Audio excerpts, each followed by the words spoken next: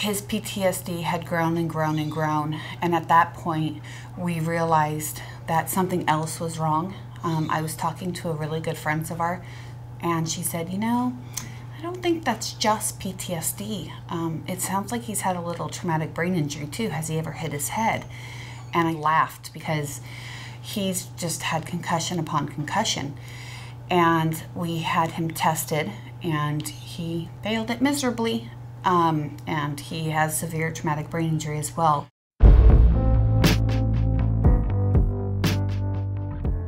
TBI alone is really bad. PTSD alone is really bad. But when you have both, they triple each other.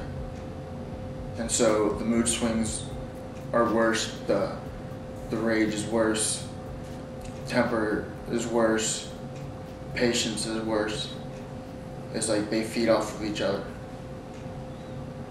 Because, I mean, Seroquel causes a lot of sedation. No, she didn't drop me on Seroquel, she dropped me on Celexa. Are you taking one that starts with an R? Not anymore. Oh. She increased me on the Seroquel. I went from taking 25 milligrams. Oh, you're off the Remeron, that's the one. Yeah, I went from taking 25 milligrams to taking 150 in the morning and 200 at night. Because I was starting to suffer from rage. So they're using it as an antipsychotic. The Seroquel? Yeah, they're using it as an antipsychotic because I was suffering from extreme rage. Right. I said before, I was basically like the queen, and I was treated as such. Now I can stand in a store and be yelled across the store that I'm an effing retard. The verbal abuse is probably the roughest thing in our relationship. Things I see in her is disappointment, hurt, pain, sadness. She cries a lot because of it. And then, you know, I've experienced the physical side of it on the fact that at no way do I consider it my husband's fault, but compliments of PTSD, he has severe nightmares. And one night, he must have just been having some really bad dreams. And usually I get forewarning, you know, like when he's restless and I'll rub his arm or rub his leg or, you know, something that will calm him. And I got no forewarning, and it was 5:55 in the morning, and I woke up to him punching me in the back of the head as possibly as hard as he could. Had a CAT scan done, went to a neurologist. There was no permanent brain damage, but I did suffer from a concussion for 2.5 weeks, and our blessing was that was probably the first time my daughter hadn't crawled in between us. Knowing that I got you at home waiting for me helps a lot.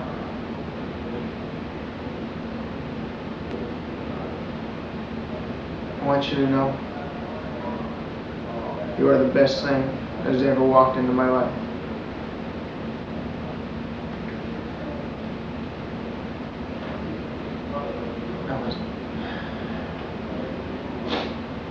You're the best thing that happened to me. You've given me what nobody's ever been able to give me before. Someone to love. Someone to cherish. And to grow old with. And you've given me a wonderful family. Yay! Don't pick up the dog message. That room is not to be used outside.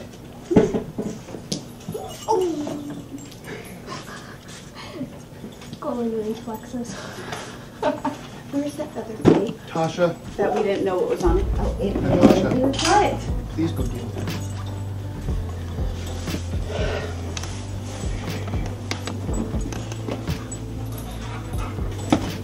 You would like the responsibility of an animal, yet you don't want to take care of them.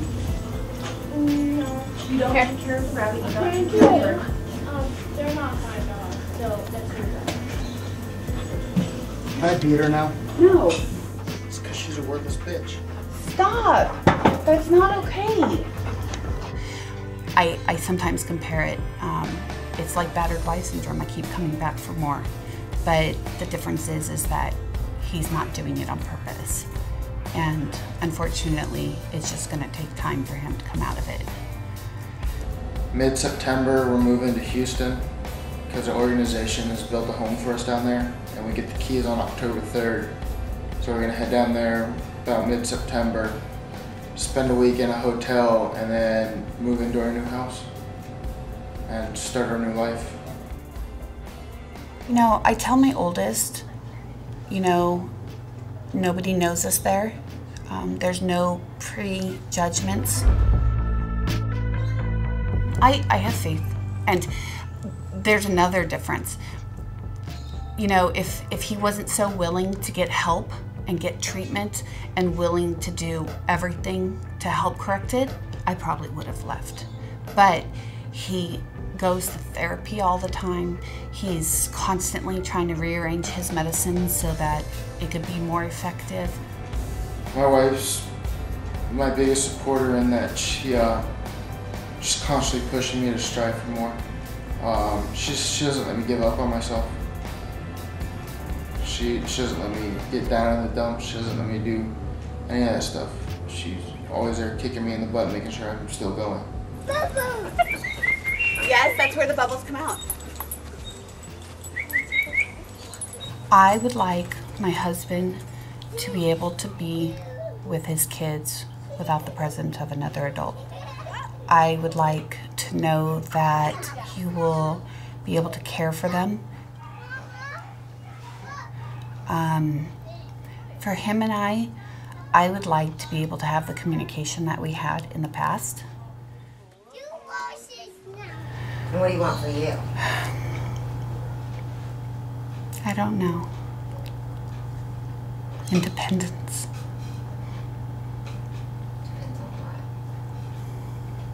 what. To not feel like I always have to be around my family because I can't go anywhere. I want to go to school and I want to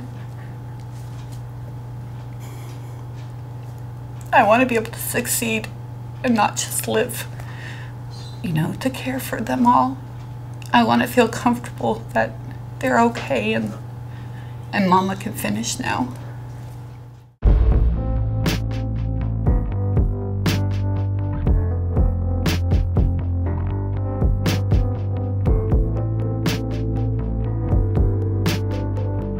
I'm not sure if the man that I ever married would ever be back. I absolutely love him and I adore him, and I'm not going anywhere. We have a long life together.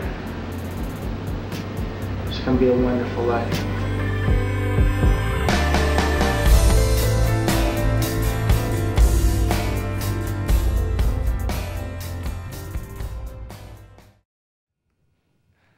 Sergeant Massimino will be joining us just after the break to talk about how he's coping day to day. Stay with us.